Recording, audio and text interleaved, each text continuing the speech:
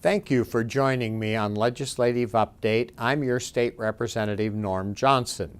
We are rapidly approaching the end of the first month in the scheduled 105-day legislative session, and each year, to ensure smooth operations in the House of Representatives, we adopt rules that provide the guidelines for our operations.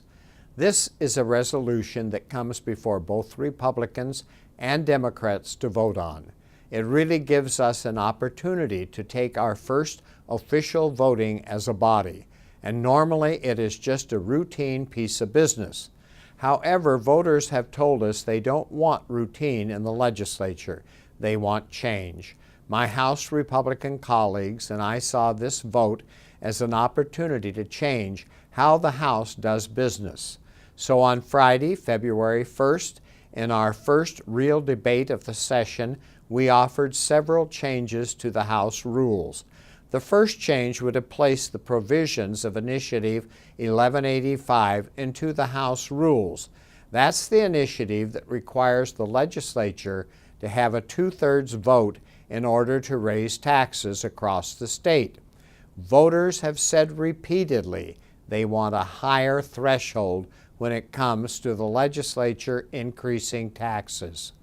More than 64% of the voters approved Initiative 1185 last November, and it passed in the 14th District by a 70% margin.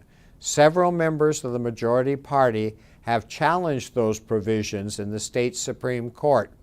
We felt that if these provisions are in the House rules, we would be upholding the will of the people regardless of the way the court decides. Unfortunately, the majority party rejected this proposal with a vote of 52 to 41. So the next rule change we proposed was to fund education first before any other state program. It's in our Constitution that education is Washington's paramount duty, and the state Supreme Court has said the same in the McCleary decision. So we offered to make sure the House would fund education with the first dollars in the budget and not take a back seat to other state programs. Again, however, our proposal was defeated. We also offered a rule that would allow each state representative to have one bill that receives a House committee hearing. More than 137,000 people live in each legislative district. We felt it was reasonable and fair to give the opportunity for each state representative to choose one bill to receive a committee hearing. This would result in a greater diversity of ideas. Again, that proposal was rebuffed. However, we did gain a small, but I feel important victory. Republicans proposed to make sure that every citizen who comes to Olympia gets to testify first in committee, ahead of lobbyists and agencies. This is important because we have people traveling from the 14th District 4, 5, and sometimes 6 hours to get to Olympia, and then they are told after listening to the lobbyists ahead of them there's no time to take their testimony. That's not right, so it was a unanimous vote to ensure that you get the right to be heard when you come to Olympia. I am proud that we are standing up for the citizens of Washington.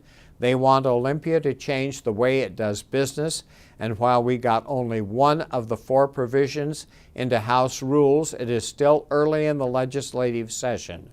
We will continue fighting on your behalf. As we continue into this session, I encourage you to contact my office anytime you have a question, comment, or idea. I also invite you to listen to my weekly radio program, Capitol Report, on KIT in Yakima and KLCK in Goldendale, and don't forget to visit my website. You'll see the address below. Thank you again for joining me on Legislative Update. I am your State Representative, Norm Johnson.